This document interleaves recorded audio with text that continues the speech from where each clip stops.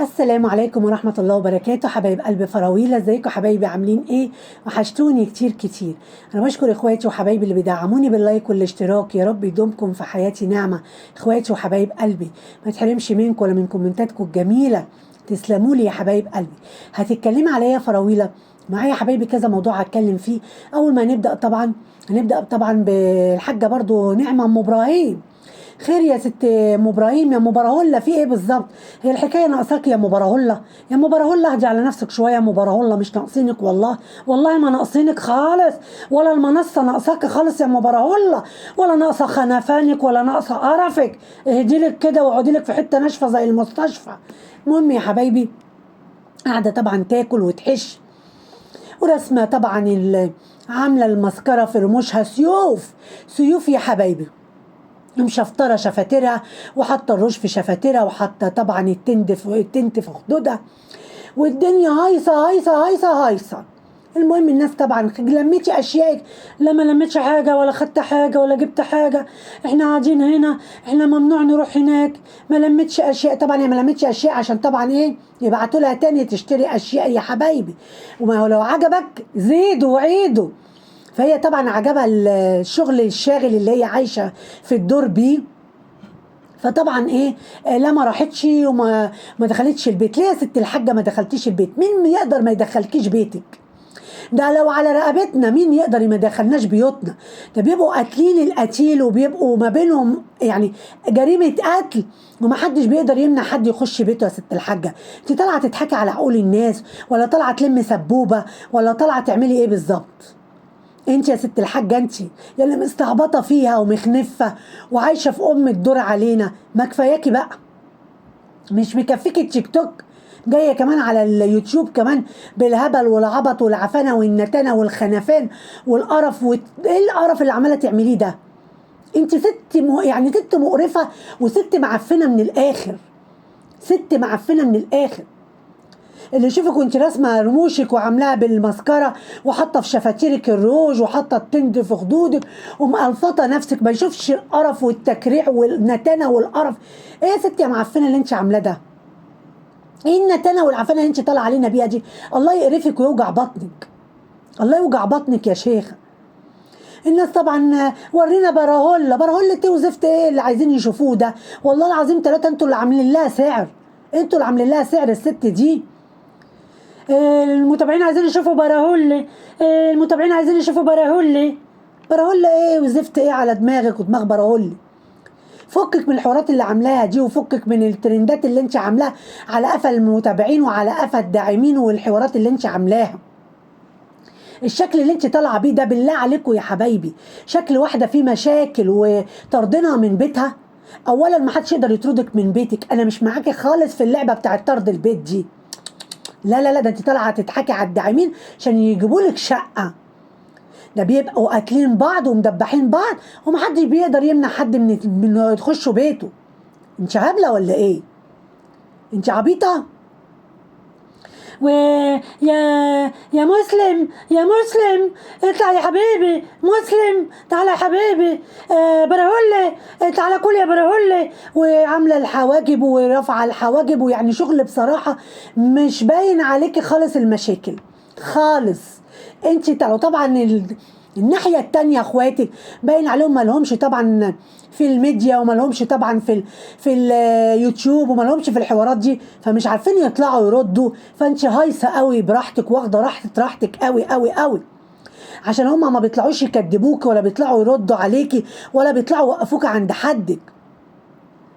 ما صحابات القنوات لما الاخوات بتطلع على بعض بيطلعوا يوقفوا بعض عند حدهم، وبيبهدلوا بعض، وبيقطعوا في شواشي بعض.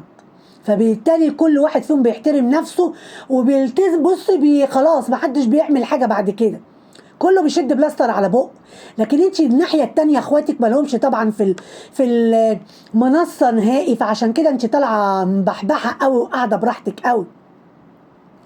ومين بيراعي لك الطيور؟ واحده جارتي حبيبتي كده مديها المفتاح البوابه بره وجوه بره وجوه. طب ما هو يا حبيبتي هم لو عايزينك طب ما يخشوا يشوفوا مين اللي داخله البيت او يعني انت جارتك تخش البيت عادي وانت متحرم تخش البيت؟ انت ست كدابه وست بتاعت حوارات، وطول ما انت مخنفه وطالعه بخنفانك كده عمرك ربنا ما هيصلح لك حالك ابدا ابدا ابدا.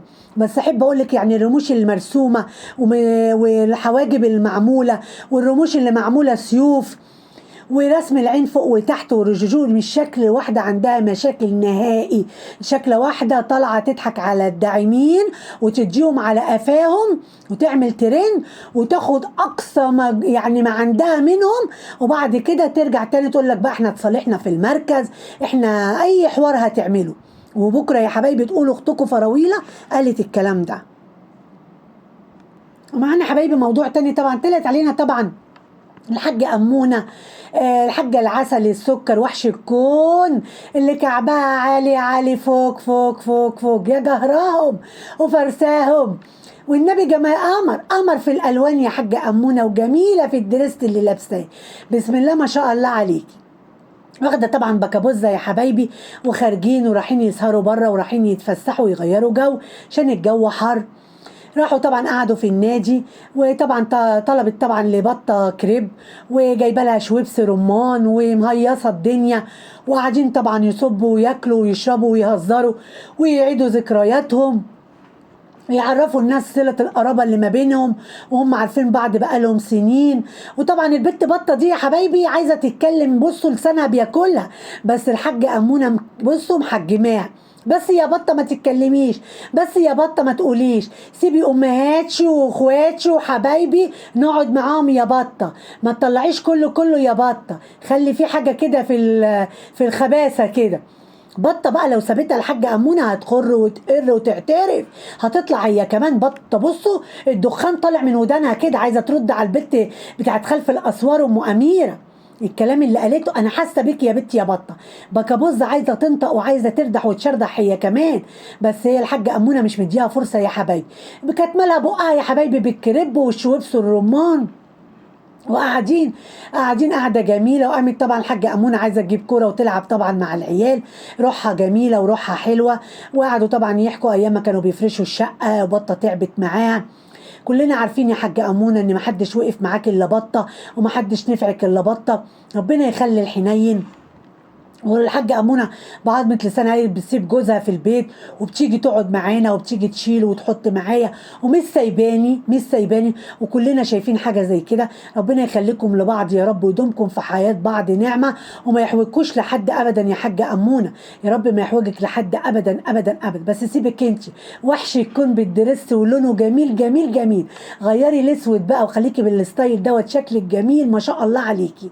ربنا يا رب يمتعك بالصحة ويخليكي ويخليكوا لبعض انت وبطه، ويشيل الحاقدين والسفر ويشيلوا العالم اللواشه، العالم ام وشين، العالم اللي ما بتعرفش ربنا، اللي الحقد والغيره عمي عينيهم، ربنا يكفيك وشر عينهم ويخليكم لبعض، اللهم امين يا رب العالمين.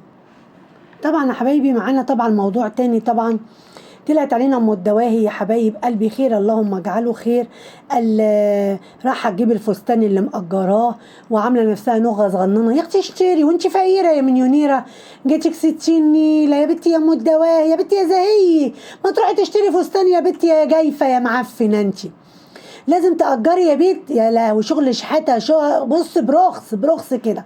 طبعا يا حبايبي طارق ابن سفيرة الريف المصري كتب كومنت طبعا لمحمد ابنها، ألف مبروك يا أخويا وربنا يتم لك على خير. تسكت ده لو النبي ما تسكت.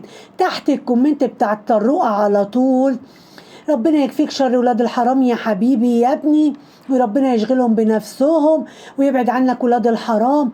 وكومنت طويل عريض يا حبايبي، شحط محط قلة أدب وسفالة. رد لمين؟ رد للواد طارق.